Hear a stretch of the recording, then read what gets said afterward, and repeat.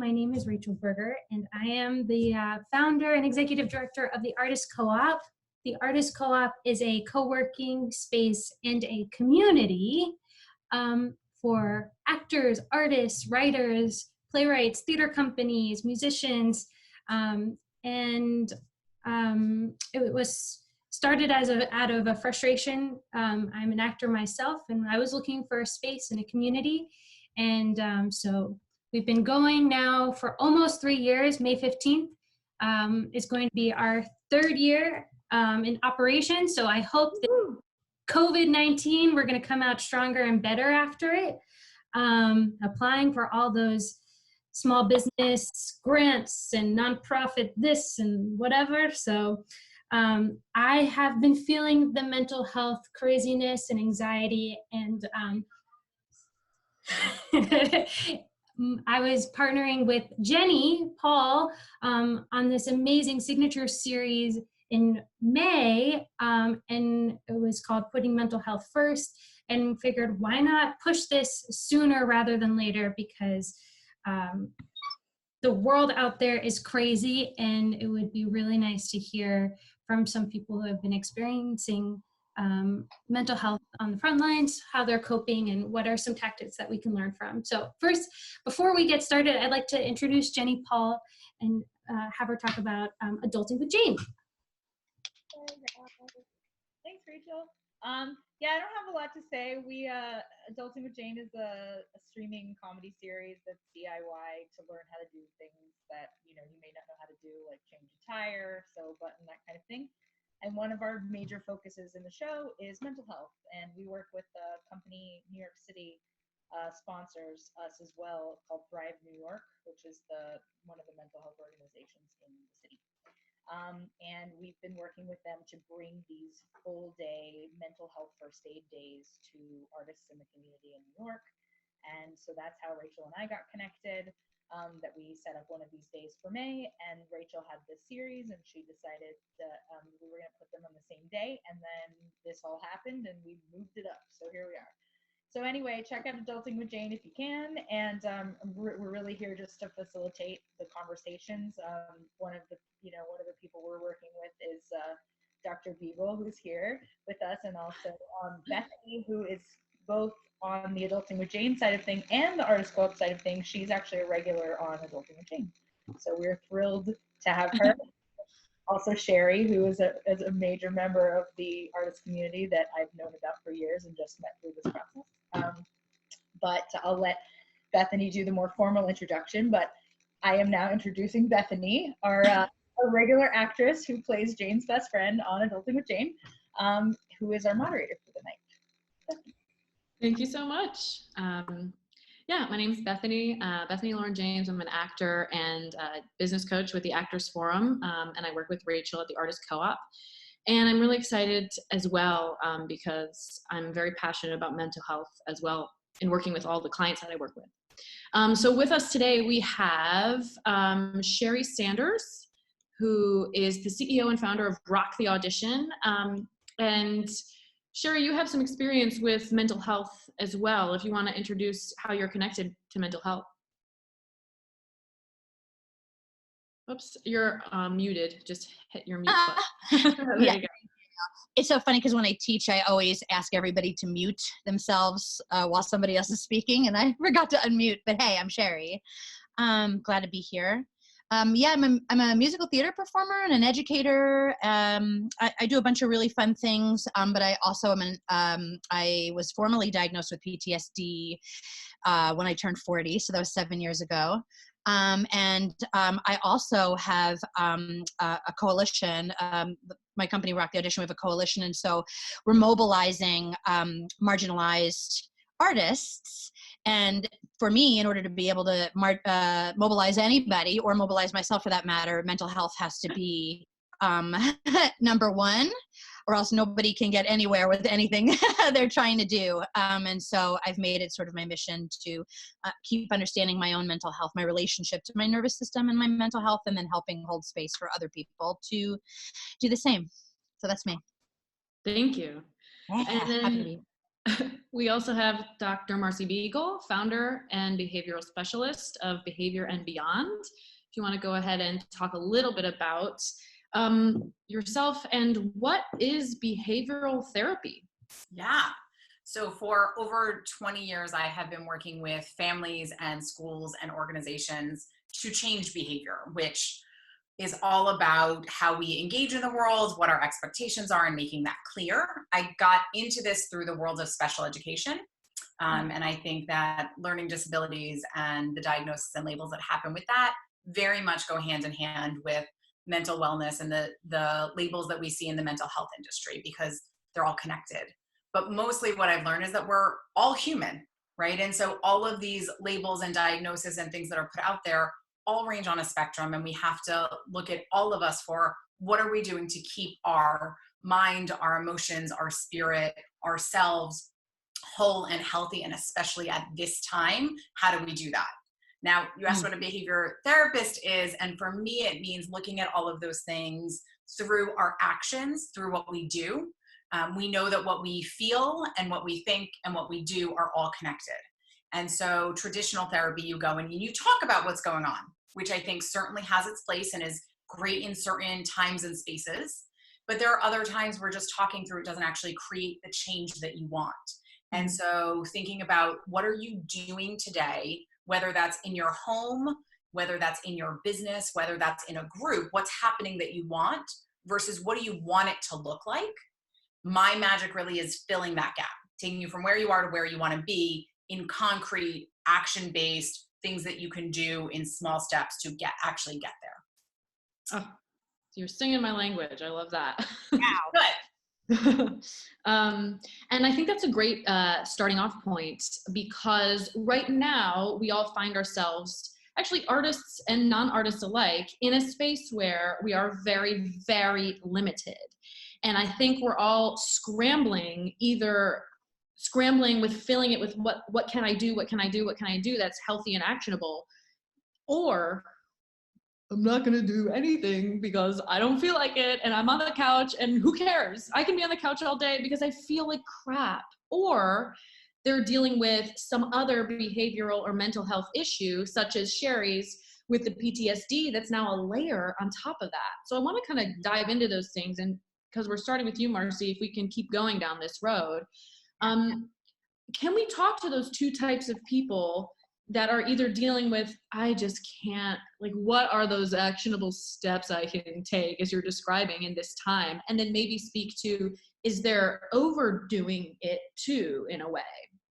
Yeah, all of those things. Excellent. So if you really are finding yourself struggling, there are some basic daily things that you used to do, you know, that life when we went outside that actually helped you stay in a good space. Things like getting up and showering, getting dressed in real clothes. Now, while you're home, those real clothes might be yoga pants, but getting out of your pajamas and putting on clothes makes a difference. Right? Me personally, I have committed to doing a Facebook Live at 8:30 every morning. So I have to get up and look presentable by 8:30.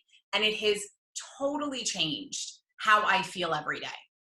And so putting in place things like that, creating routines for yourself so that at noon or 1, whenever it is, the time actually doesn't matter, but that you're like, okay, and now it's lunchtime and I'm going to stop and I'm going to make myself a meal and I'm going to eat it in a different space than I've been sitting this entire time.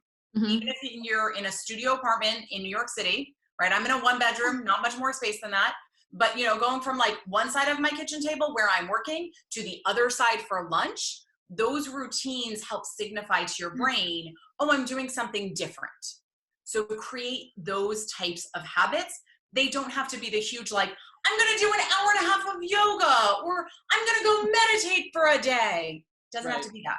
Just a small step that normalizes what's happening and signals to your brain what's going on. Right. Get up and shower. Put your pants on. Yeah. Right. Exactly. I've been on a couple Zoom calls with friends where people are like, so really, what are people wearing below the desk? Right? Like, what? Are you in pajamas? What's happening? Like, and yes, no one can see what's happening below, but you know and you feel differently. And so notice, you know, try it.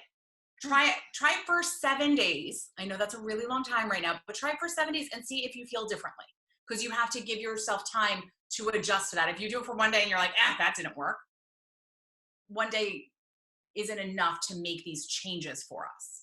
Okay. The other side of it is overdoing it. Those of us who are like, I'm going to fill every minute of every day, no matter what is going on, because I just can't stop. Yes, that's me. My eyes hurt. Yes. I'm looking at a screen. Yes. And if you have to do that because you have a job that is exploding, congratulations on still having a job. And recognize that some of us fill every minute of the day so that we don't actually have to sit with our feelings, to actually sit in what's happening in this moment, which impacts your mental health negatively as well. So you need to be taking time to reflect on what's going on. It's big. It's really, really big. And that can feel overwhelming. That can feel really heavy. Or you can say, okay, in this bigness, what can I do? Right? As an artist, how do you channel all of those big emotions into something beautiful, into something productive, into something impactful for the world? And this is the moment to sit in the bigness of this feeling and say, well, what am I going to do with this? And asking yourself a question around it will help you be in motion, rather than just being like, it's big and it's big and it's big and it's big. Be like, okay, well, what do I do with this? And if you're an artist, you have a modality to start channeling it. Take out your paintbrushes and start. Take out your musical instrument and start. Take out your materials and start, because that will help it feel different. Absolutely. Thank you. That's really great. And to recap, one thing that I heard was 7 days, because you've heard some of these things, but I haven't heard that yet. And I think that's so valuable to remind yourself, like, yeah, it's going to be hard. The first day you try something new, and the second day you try it, and the third day you try it. Give it 7 days until, at least, to say, can I create a bit of a new habit? Yeah. It's great. And 7 days is not that, like, the normal standard for the number of days to change a habit is actually longer than that. Right. But in this world where everything is moving really fast and all the rules of engagement are different, I've like cut it down to 7 to say, like, see what this feels like. Because it normalizes. I'm finding for most of the people I'm around, it's normalizing within that shorter time frame, which also feels like a long time frame right now. It's got both sides. Right. Great. Thank you. And then Sheri, I'd love to speak to a person who has gone through something. You've already been dealing with PTSD, and maybe perhaps you can speak to a little bit of like what happened so people could relate to you. And then if they relate very specifically, and then part 2 would be, so how is it and what are you doing to deal with that layer on top of what's already happening? Well, what's so wild about this time period for me in particular, and I have, Marcie, I want to say, like, I just so loved everything you said.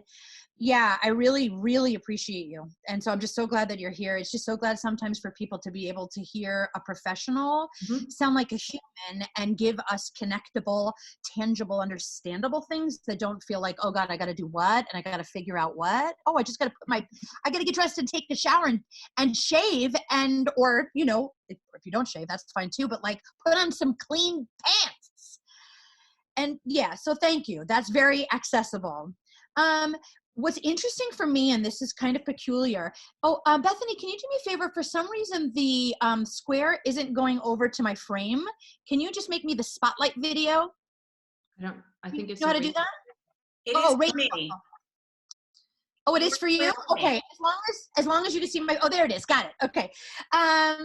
So what's interesting is my PTSD in particular is that I've had several near-death experiences. So for everybody just listening and watching, I just wanted to give you a content warning. I speak very openly about my experiences. So just know that there's going to be something rather juicy coming your way. So I just want you to choose whether you want to skip that and just turn the volume down if you need to. But I was hit by a car and almost died, and I was also mugged at gunpoint and almost died. And so to me, those are two pieces.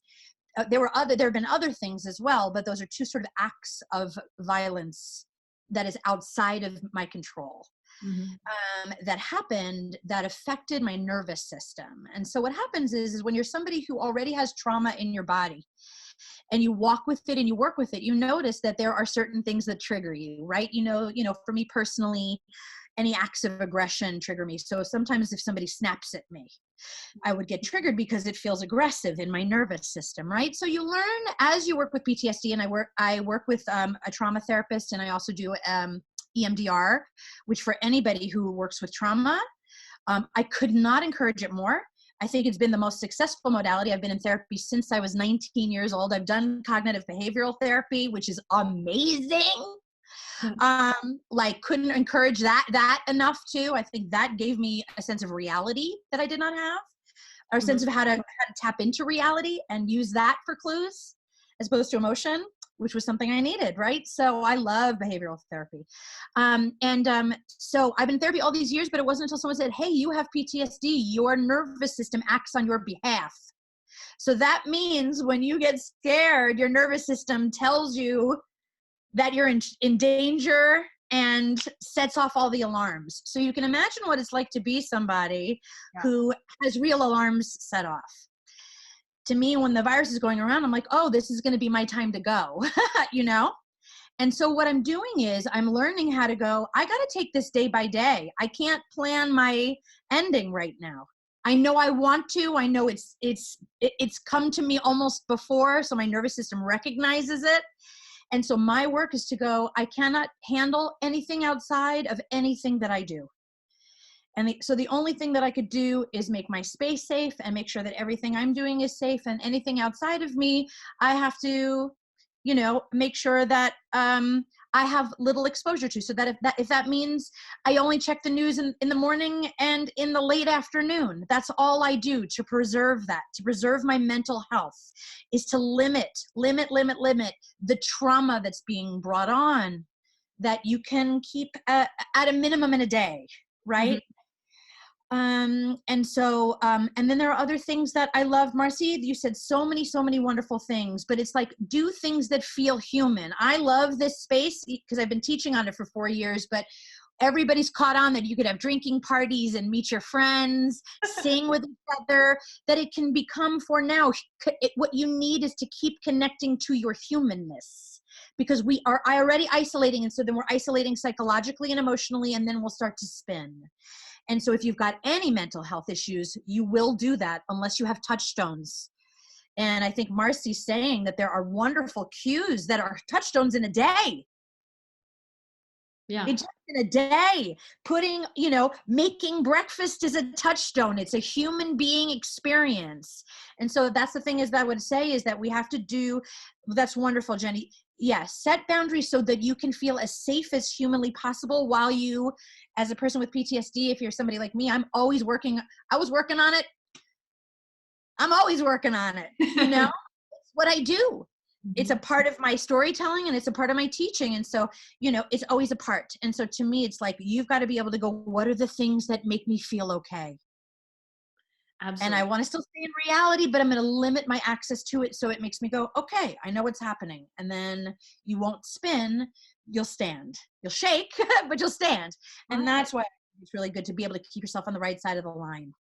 And whether or not actually that's great, because whether or not you're actually a PTSD survivor or not, anxiety, depression, whatever it is, that's great advice. Maybe you make a little inventory for yourself tonight. That's like, what are the things that make me feel safe? Or what are my triggers? I haven't done that before because I haven't been quarantined before and I don't have necessarily PTSD, but this is happening for me. I'm having feelings right now, and maybe for the first time ever. And again, Marcie's saying, maybe you have something that's been down deep, but it's coming out now because you feel out of control. And so to me, it's like, well, what can I do to get quiet? And what is a gift for me right now, one is coming to terms with my mortality, because who knows what life brings, right? And it's hard to do, but I'm also dealing with my past traumas because I'm literally in my trauma right now. So I get to use it as an opportunity to go, wow, I'm in the thing. That's my PTSD. I can use this as an opportunity to heal something that I've been too busy pioneering other things in the world to heal. Now this is my time for my healing. And that's the other thing that I was going to say is we all have been addicted to social media. We've all been traumatized by the personas and the news and trying to process the news and your friends having babies and dogs and cats kissing each other and people rescuing animals. Like we're processing too much information at the same time and it's overstimulating our nervous systems, right? And what I think is happening is that we're overstimulated. And so we're overstimulated and we're also shutting. So we're in this weird place where we're hurt and scared, so we're shut, and we're overstimulated. So our emotions, we're not, I guess the word we'd use is, my emotional center is off because I'm overstimulated and also trying to not be traumatized. And I feel like the most of us are in that sort of middle place and oscillating between being hypervigilant or in fight or flight, overstimulated, claws in the ceiling, or shut altogether. Right. That's where we're finding ourselves as it is. So then we have to cope with the living like that and existing like that. Then we have to cope with the emotion of being in a trauma. Marcie, was there anything that came up that you want to piggyback on there? All sorts of things. Right, I thought so. So I thought I'd just Sure. hand it over to you. I mean, first, I just want to say, Sheri, thank you for sharing your story openly and bravely and transparently. I think that is huge and a beautiful example of one way to heal is to find that space to share that feels safe. And so thank you also for trusting all of us with your story. It's a big deal. Thanks. Yeah, thanks. Yeah. Thank you. And you were talking about kind of fight, flight, or freeze. And we are all literally in that, right? That is what we have been put in. It's when all of our uncertainties and all of our world has changed. We can't change that. We're humans and we are in survival mode because our lives, as you said, are at risk. And so getting some very concrete tools, getting very specific things that you can do so you don't just stay there. I am all for spending the day on your couch, watching Netflix, eating ice cream, as long as it is an intentional choice that you're making to do that, not because you can't do anything else, right? And the difference is just the awareness and the thought process around it, right? And so this is a moment where if we choose, we can all do our own healing, not just from PTSD, not just from things that you know, but we get to say, we are in an event that is traumatic. This is trauma for all of us. I wish I could say something different about that. If this is not traumatic for you, bless you and congratulations.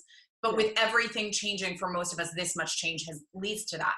And so we get to say, well, what are the tools that I have to deal with that? What are the tools I need to get in order to deal with that? And then how do I make intentional choices? So one of them, and Sheri, you said this, was like, make a list of the things that feel good, make a list of the things that don't. I've also would encourage you to add, what are the things that we can do right now and that we can't? And then line those things up. So some of the things that, like, at least for me, I am a huge, huge people person. Like when I'm having a hard time, I want to like be held by a friend and cry, but that physical touch is powerful.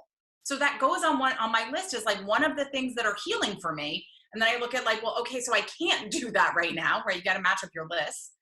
So what's the version of that I can do? How can I get that type of comfort in this moment? And there's lots of creative ways that we're all coming up with it, but having that list and then matching that with a list of what are the things I can do, the things that give you comfort and the things you can do, those lists have to come together. And so much of us are focused on what we can't do right now that it allows you to get into action. Right, because I think one of the things to push this a little bit further, one of the things is, I'm sitting on my couch. I think there's a huge amount of anxiety that people are dealing with, especially if they have an underlying condition, perhaps asthma, diabetes, whatever it is, that they're like, at home, like I'm just anxious all the time. What if I get this thing? And I'm Yes. wondering, as a behavioral therapist, is there any tool you might suggest if you're like, you get into that anxiety space, like, man, what if I just die? I'm so afraid. And Right. Yeah. So I am not a person who's ever been diagnosed with anxiety. It's not part of how I live. And this past month, I have had so much anxiety that I probably would get an official diagnosis. Whether Wow. that's true or not, but like it has been like, I've been like, and I know so many tools that I still can't in moments navigate it and need to ask people in my world for help around it. So one of the very important things to do is ask for help. When you're in that moment, pick up the phone and say to one of your friends, I need help right now. I'm feeling overwhelmed. I'm feeling anxious. I don't know what I'm feeling. I just need help, right?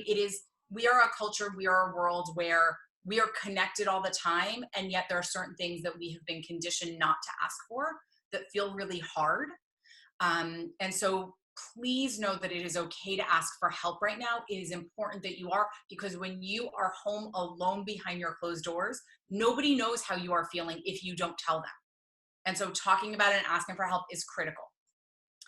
The thing about anxiety is it is a thought loop of something that's going to happen in the future. Mm-hmm. It is not what is actually happening right now in the moment. It's about what will happen. And so one of the best ways to get out of it is to get into the present moment. What is happening right now? And to the extent that being like, where am I? I am in my kitchen. I'm in Brooklyn, New York. I'm sitting on a wooden stool. The door is here. My closet's on the other side. Okay. The window's there. I can see the trees. The trees are still there. Outside still exists. My sink is over there. So that's all still well. And I can see I did my dishes. Yay me, did dishes. And like literally just look around and be like, I can feel my heartbeat. I'm sitting here. Because it's rewiring the thoughts that are happening in your brain. Because you're looking at the concrete things that are in front of you. And so every time you get that wave of overwhelm, go, okay, there's a desk in front of me. I see this mug. This is a mug that my mom used to drink coffee out of every day. Here's my phone. It's plugged into the wall. It is charging right now. We are okay. Like literally name the everyday mundane things that are in front of you, because it will give you comfort, because you will realize in this moment, I am safe. I am well. I am okay. I am alive, which you need to remember to get out of it. But also it will take you out of the like, but what if moment, that future pacing of, oh my gosh, if. It brings you back to here and now. Yeah, those like 10 sentences. It's literally sounds maybe like a dumb exercise, but actually it in and of itself is replacing time that those thoughts would come in and building you something else. So I find that the simple, like the very simple that you're like, that's too easy, like that couldn't work, are the most powerful. Because that exercise, you can name 3 things and be like, oh, I feel better. Or maybe you name 300 things until you feel better. You get to decide how many you list until you feel better. And then when you do, you can stop. And maybe in the next breath, you start over again because it comes back. But you can constantly restart it, right? And then the one other thing to combat anxiety on the whole, that in the moments that you're not feeling it, it's just a good practice because it helps just rewire your brain in general, is creating a gratitude practice. So we've heard it before. We've all known about it. How many of us actually do it? Right? But actually do it, because it rewires your brain to look for good things. At the end of the day, literally write them down, because that changes the neurology, that changes the chemistry of what's going on and how it's grounded in you. Write down 3 things that you are grateful for and why. The magic is, why are you grateful for that thing? It makes a huge difference adding that piece in.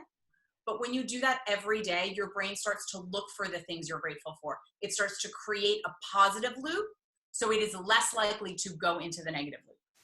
Won't always get you out of it, but will help start raising that mental chatter higher and higher and higher and higher. And in this moment, it is more important than ever that we try to bring some of these things that are going to get us above water, because the water is very high these days.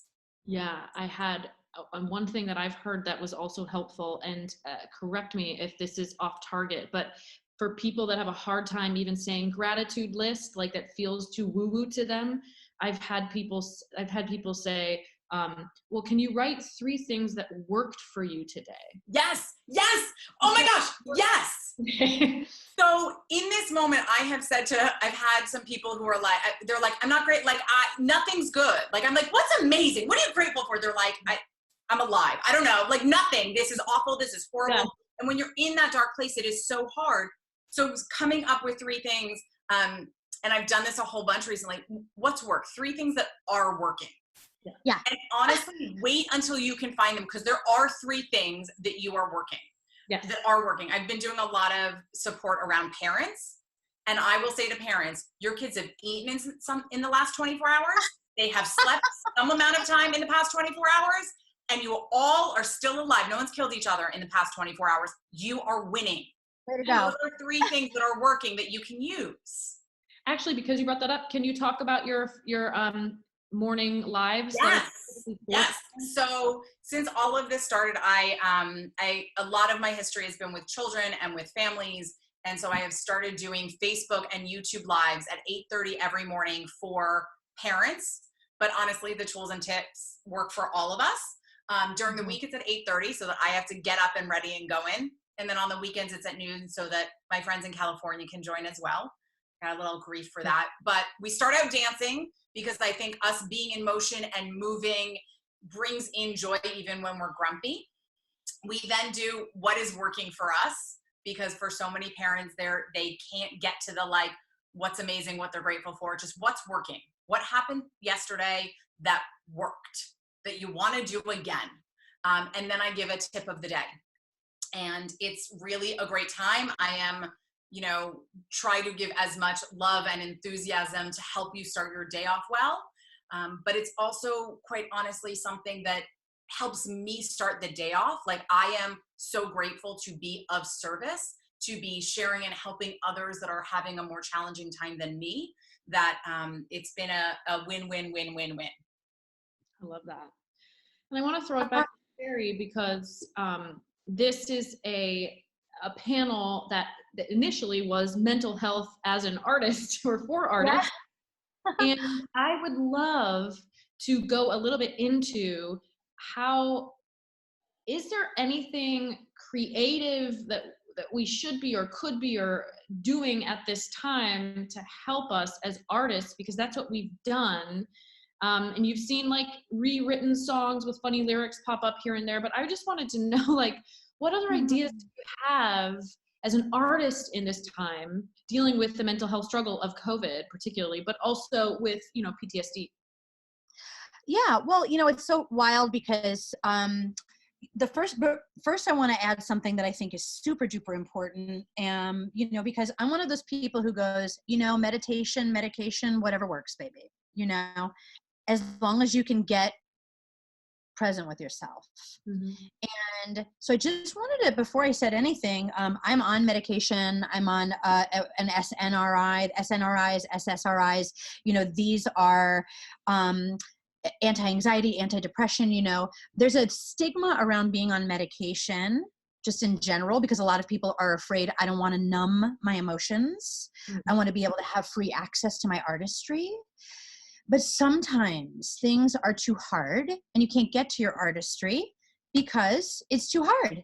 And your artistry is just literally a centimeter away, but you just need that extra support. And so I just wanted to say, and I'm on a low dose of it. And what I did was, as soon as this started, I said, hey, can I amp it up a little higher? Because I can tell that this is going to need a little more support. So I went from 20 milligrams to 40 milligrams, and it's going to help me through this time. And I felt no shame around that, because I felt like the correct medication, if you need it on a short-term basis or on a long-term basis, really is different for everybody. Some people are like, I'm in a rough spot. And some people are like, I have bipolar disorder, or, anything at all. And I really feel like medication is very good for me. It's great for my PTSD. So I appreciate it so much. And, but I want to take the stigma off of that and say, let something hold you. If you need to be held by something to get through something, let it hold you. And so you don't have to have any shame around saying, hey, I might want to get some medication right now because I can't handle the anxiety. So it's the same thing what she was saying before, which is that ask for help and know that medication does not mean, and same thing for therapy. If you want to talk to somebody, my God, therapy, now is the time. Now is the time, now is the hour. Because, as I was saying, I've been in therapy since I was 19 because my mental health has been a part of my chemical makeup. But whether it's been a part of yours or not, it's a part of yours in this moment. And why not help yourself? So it doesn't mean that you're sick to go to therapy. Like if you're therapy, that doesn't mean you're sick. It means you want to be well. And so I just want to encourage your wellness, and you're taking your light. Yep. And it takes care of everybody. You taking care of your wellness takes care of your business and your career, your relationships, your everything. It's like we don't, and this is where I want to talk about the creativity. And again, I'm going to ask the same question. Is it okay that the yellow box isn't on me right now? Okay, great. Yeah, as long as you can see my poonum, I'm good. But it's one of those things where when we think that we have mental health issues of any kind, we think of ourselves as bad, and that there's shame around that. And it isn't bad. Like, I didn't choose to have PTSD. It's what I have. So let me not say that it's my fault and I'm bad for having it. Let me go, okay, well, let me get the information and keep evolving it. And so why I think this time is so valuable is there's been a big rush by a lot of the people in our community, and really talented, wonderful people, going, hey, take these classes and just, keep singing, keep doing it. And people are trying to focus and trying to perform and trying to take classes, but it's like, whoa, can we actually just stop first?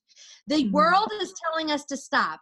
And not only that, and she shouldn't have run for president, but Marianne Williamson said that this was a virus. She said that our world was a virus, and the virus needs to come to the surface, and we need to heal. And the fact that she said that months ago, and people were like, who's this weirdo? I'm like, well, she kind of said it. We get to actually go into our bodies and go, and into our spirits and go, where am I not healthy? Because I go. I push. I go to 8 auditions a week. I'm competing with 8,000 girls who look exactly like me and sound exactly like me. I'm not checking in with myself. I'm mad. I'm absent, I'm overstimulated. So nobody even really knows how they feel about anything right now, because we've all been pushing too hard for too long.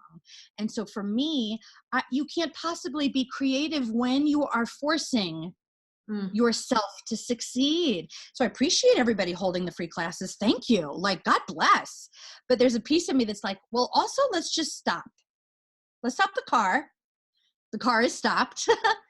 And let's do exactly what you're saying. Where do I need to not get better or fix myself, but where can I grow or heal right now so that my artistry grows and heals? And so what I'm doing is I'm just doing a contest online where I'm going, hey, everybody, I saw that you put these, and the contest is coming out on Friday. But I'm doing this contest and I'm saying, all right, when everybody found out that they had to be trapped in their houses, everybody turned the camera on. Did you notice that? Everybody turned the camera on. And they were like, I don't even know what I'm doing. I just want to turn the camera on. And so people were like, I'm doing my board belting in the bathroom. I'm showing you my old self-tapes, and tons of videos without any craft. And so, because we were all just like, oh my God, I'm trapped. Let me go online. So the work I'm doing is going, let's stop and let's get into our artistry for a second. You've got a camera. You're on camera right now. This camera is an eye. Whose eye is that? Is that a lover? Is that a friend?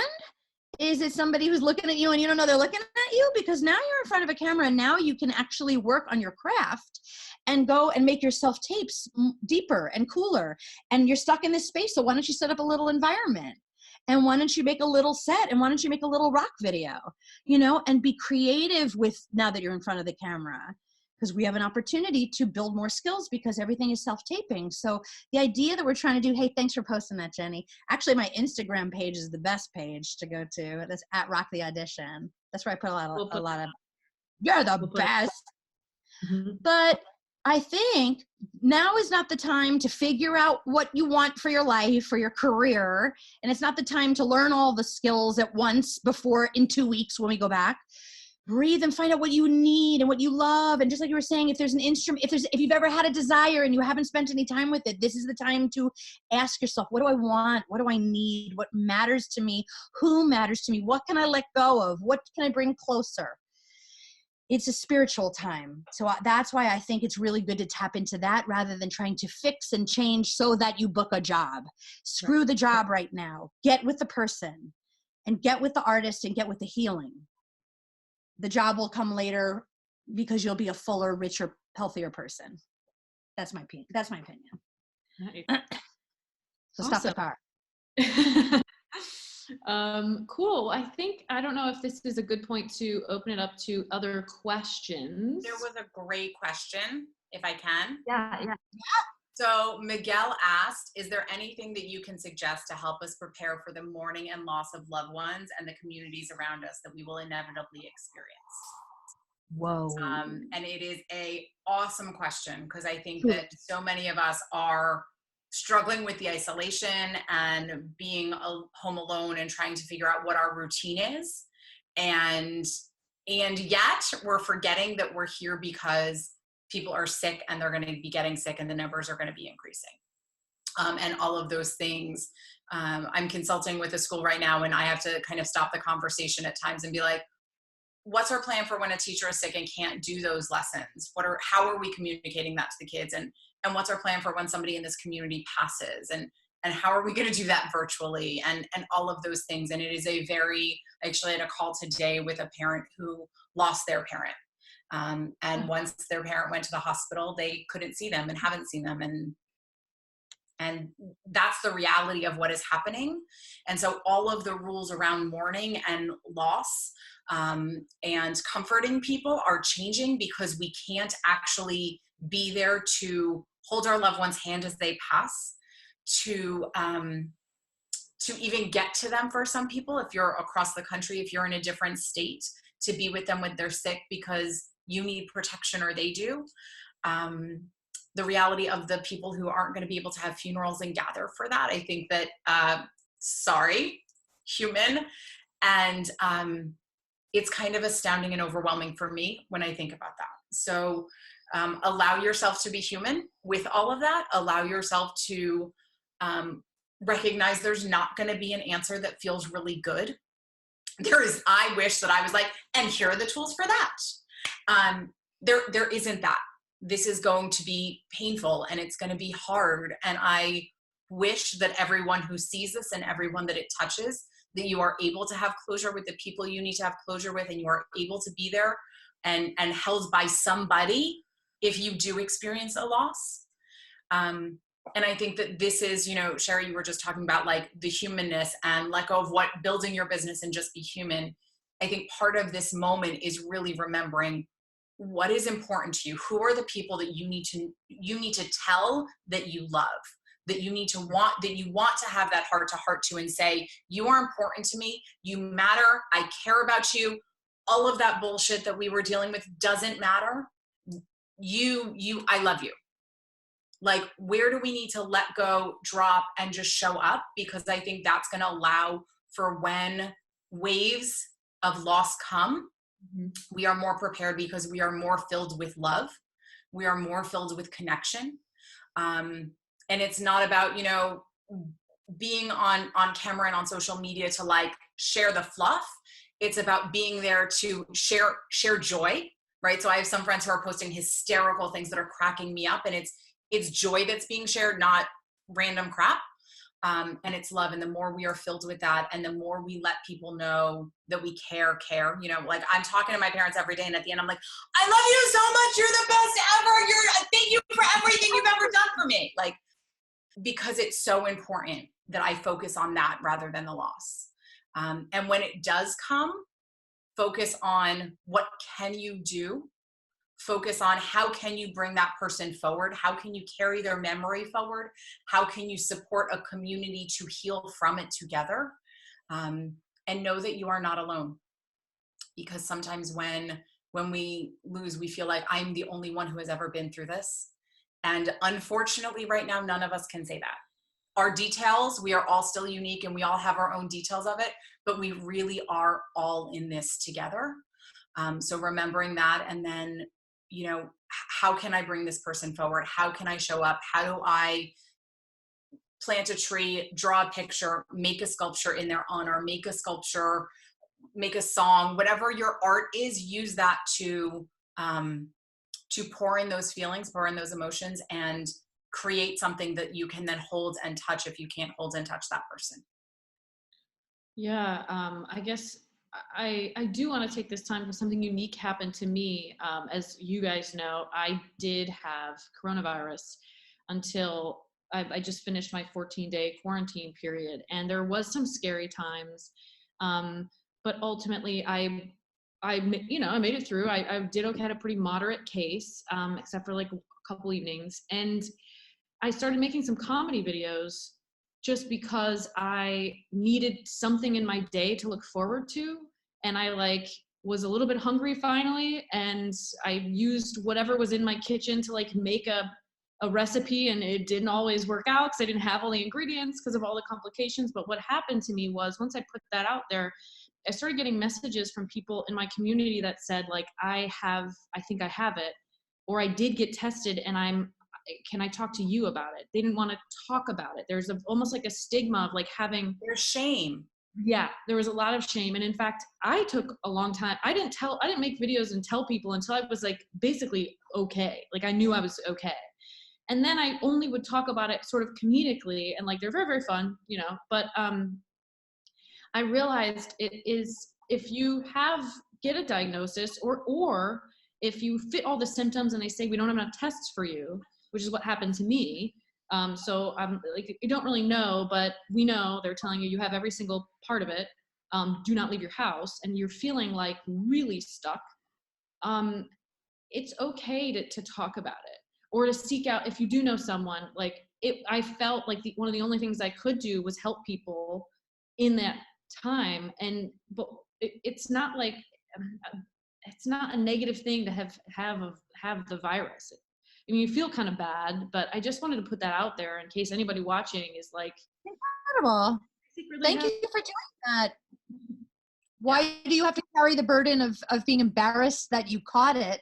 But you do. I promise you do. I think it's just like mental health, that we are being told messages then under the underlying of that, right? All of the messages about how to stay safe and how to stay healthy, and if you stay home, you'll be fine.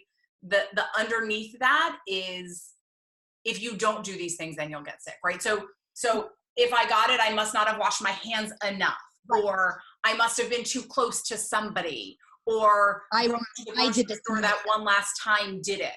And so I did it myself. Yeah, right. So we need to recognize that, yes, these are guidelines to help us stay safer and stay healthier, but there is nothing you did, nothing you could have done differently that would have changed this. And thank you so much for sharing your story and being like, I didn't talk about it almost till it was done. Yeah. Right. And I'm so glad, Bethany, that you are healthy and well. And I just kind of, to you who is listening, like from a professional, you did not do anything wrong if you end up getting corona. Like, it is not something you did. You couldn't have done it differently. Just take care of yourself and be well. Because sometimes we need that permission from someone else to let go of our own shame and guilt. So for you, my permission. It's not amazing. She took it right from you. Yeah. Any other questions as we're coming up here? Sheri, it looks like there's a message for you. Oh, it's quite a long one. Okay. I think so maybe that means that. Another question. Should I read it out loud? No. Oh, I think okay. You should read it and then see what your response is. Maybe we can chat about something else in the meantime. I think that sounds fantastic. Thank you so much. Great. Yep. So along with permission, Mm-hmm. I'm just jumping in, Bethany. I don't know if you had another question, but the idea of doing too much or not doing enough, one of the things that has been super helpful for me has been watching what I'm doing. Like, take a full day, no judgment of yourself, and just watch. What are the choices you're making? How does it make you feel? What is the end result? Like, there are times where I'm like, I'm just going to take a break and just watch one show on Netflix. And then I realize I don't want to get up after that. And after watching and noticing that, not being like, well, okay, so now I watched 4 hours of TV instead of the one I was going to do and didn't get the other things done. Did that serve me? Like, was that actually good and I needed 4 hours of rest, or was that a problem? So it's take one full day and just watch what happens. What are you doing? What are the choices you're making? Are you eating really good, delicious, healthy, nourishing food? Or are you eating potato chips and ice cream? No judgment, but did the potato chips and ice cream make you better? Because I've had days, ice cream and beer, I have had days where that is sustaining me and making me super happy. And then I have other days where I'm like, I want to cook something delicious with vegetables and it's good. Just notice. And then the day after that, make adjustments to what you're doing accordingly. But also, along with the permission I just gave you before, if you need permission to sit on the couch and do less, I am your permission slip. Go do less. Do what is going to feel good in your body. Eat what is going to feel good to you. Not what is going to help you numb out and tune out, but what is actually serving you. Go do that thing. Let the rest go. Right.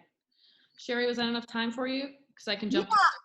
I mean, I'm looking at Lawrence, and Lawrence gave a kind of an unbelievable post about a very similar, like, I come from near-death experience, and mentioned this thing called survivor strength. And you've heard of these things. It's when your adrenaline and your cortisol goes crazy, and like a pregnant woman can lift a car. It's the adrenaline, but it is fight or flight. It is actually like literally how strong our fight or flight is could lift a car. That's how big it is. So, in the term that a lot of the time, because it sounds like a couple of things have happened, Lawrence, that we call it complex PTSD or CPTSD, which is that there's certain PTSD, it looks different in everybody's bodies, I guess is what I'm going to say. Someone might have a teacher that says, you don't know how to sing, and that might cripple them to the point of not being able to get out of their bed. But, somebody might have also been hit by a car and gotten up and got put back together and are like, I'm okay.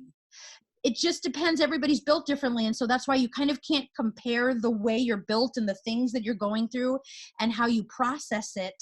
You can't compare it to the way another person processes their trauma.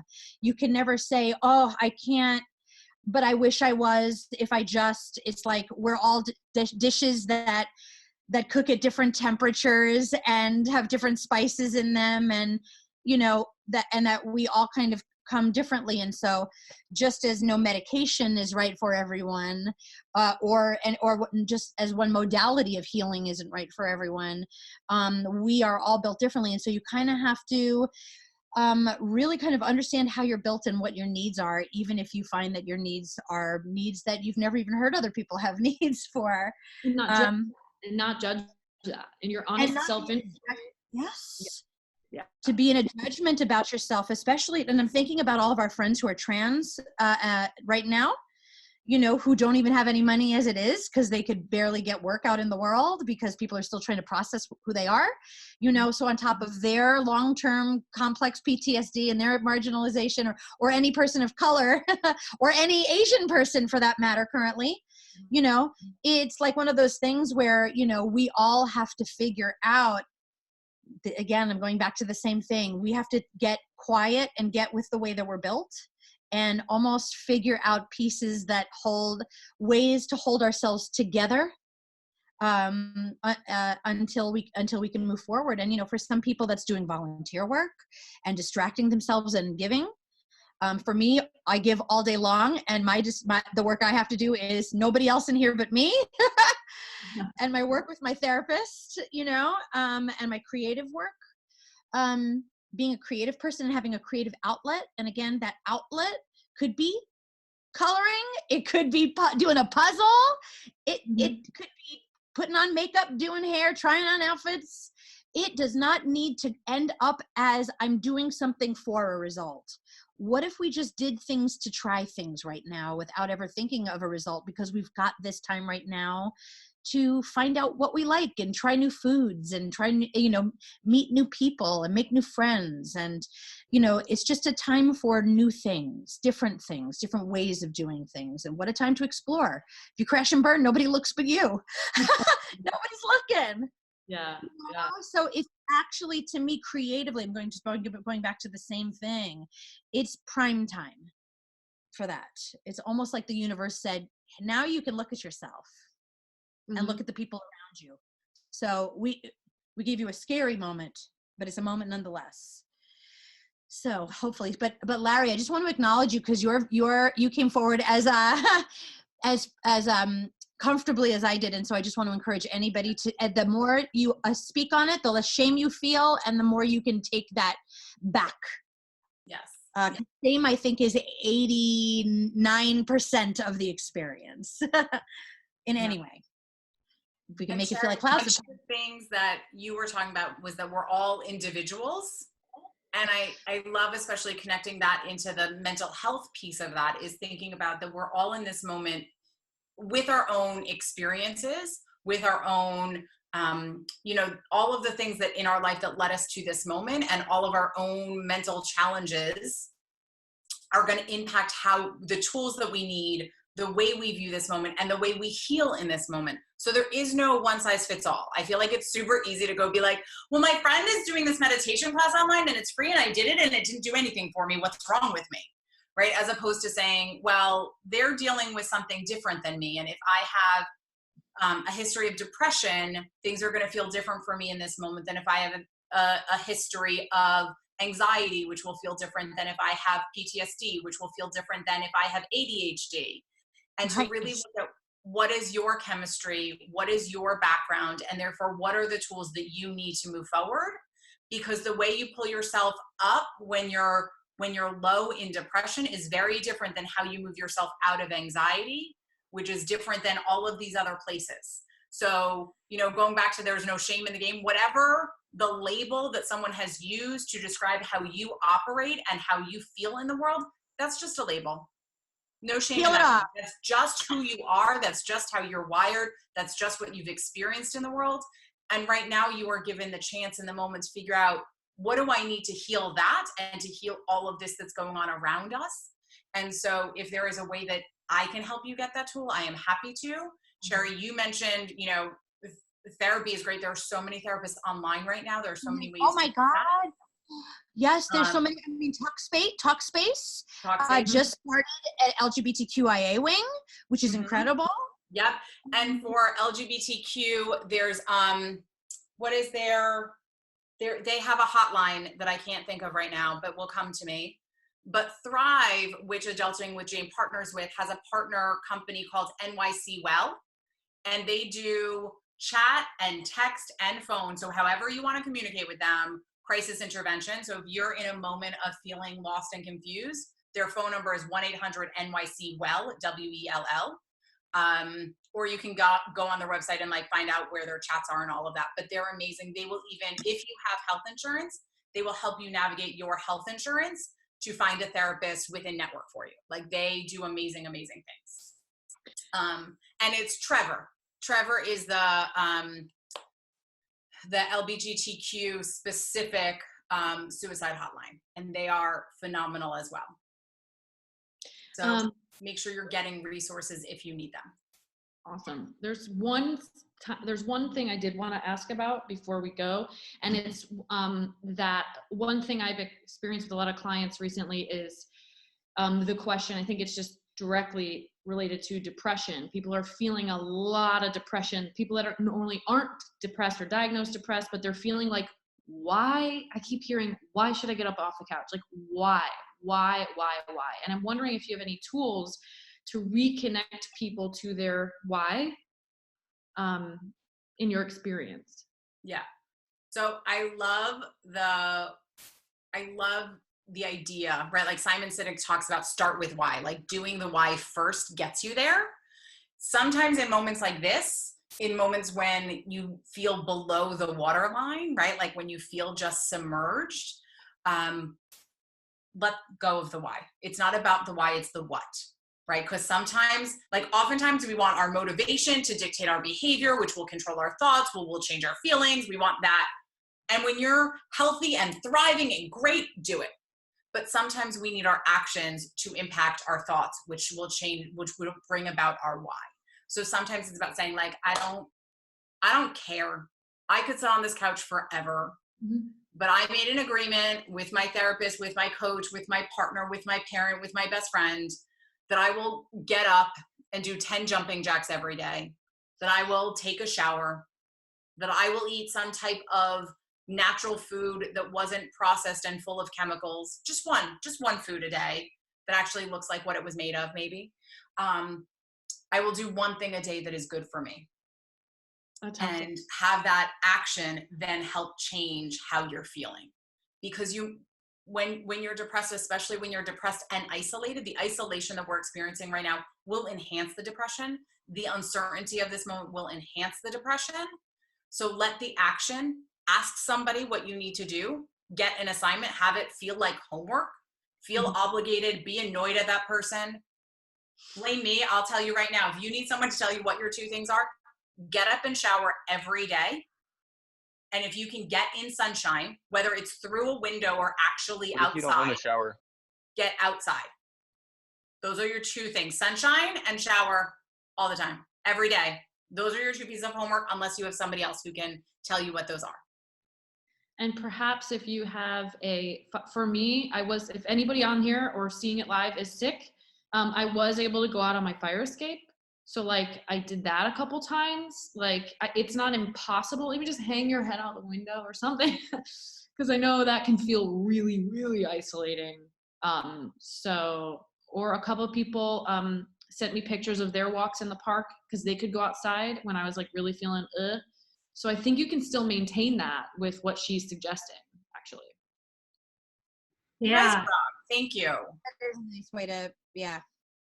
Thank you. Thank you for being so positive Marcie. Yeah. and putting Yeah. it in perspective. Yeah. Thank So you. we just keep going with our love moving forward, with our authenticity, with doing things that make us healthy and keep us safe. Okay, Thanks, Doc. bye. Thank you.